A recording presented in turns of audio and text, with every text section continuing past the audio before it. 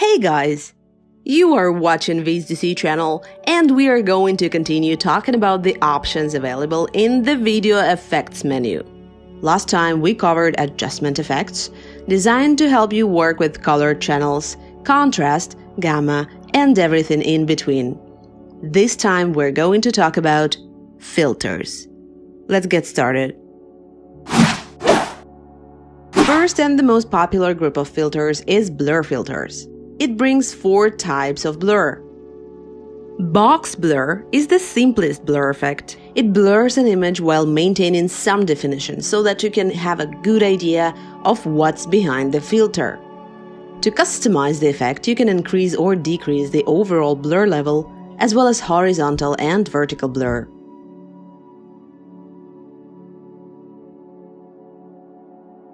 Stack blur is a smoother, better-looking version of box blur that just uses a different processing algorithm.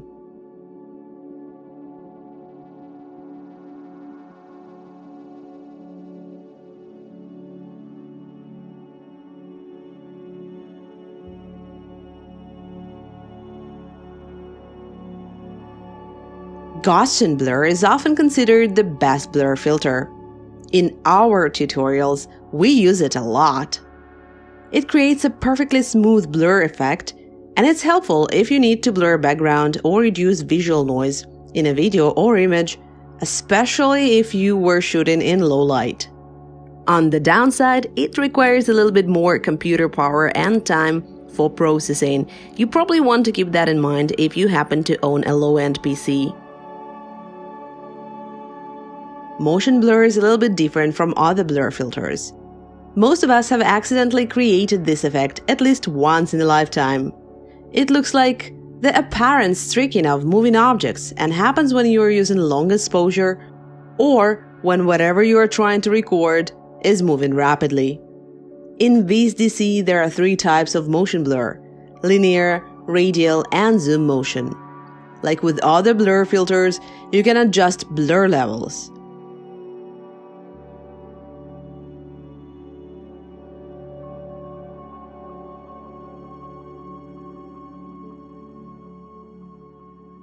Unlike other blur filters, you can locate the center of the effect and move it around.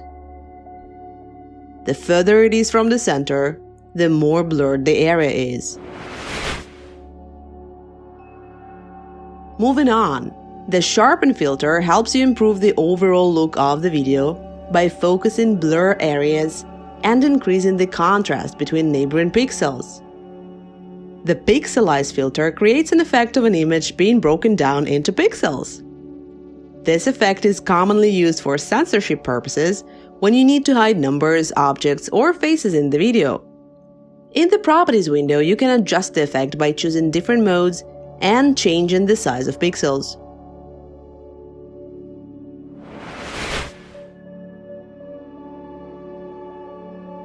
The denoise filter is designed to help you visually enhance grainy videos by applying very soft blur with a slight offset.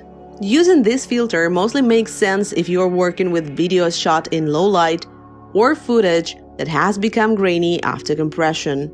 If you are trying to achieve the opposite, an effect of aged footage or footage shot at night with poor light, you should choose noise filter. Notice that there are many ways you can adjust this effect by changing the noise level, working with RGB channels, and making the noise dynamic. Next in line is the diffusion filter. Diffusion softens hard edges in the video, dims colors, decreases the level of contrast, and adds a bit of a shimmering glossy effect. Emboss filter creates an interesting effect of a video or image that is raised from the surface of paper or some other material. If you've never heard this expression, embossment is an impression produced by engraving. The most common example would probably be 3D logos on textured paper. When you apply this filter in VSDC, you can customize the angle and the height of embossment. The minimum filter emphasizes dark pixels in the video. Meanwhile, the maximum filter emphasizes light pixels. You may want to work with these filters if you are trying to achieve a more vibrant look. The median filter replaces each pixel with a pixel that has the median color value of neighboring pixels. The oil paint filter helps you achieve an artistic oil painting look and tailor it to your taste. Finally, the D-Logo filter is an easy-to-use censorship tool that allows you to quickly hide a certain area in the video for free. Here's how it works. When you select the D-Logo filter from the menu, a small blurred rectangle pops up in the scene. You can manually resize it, drag it around, change the type of pixelation and its intensity. And that's a wrap for the filter section. Now you know what each filter can help you achieve, and hopefully some creative ideas are already brewing. Leave your questions in the comments below.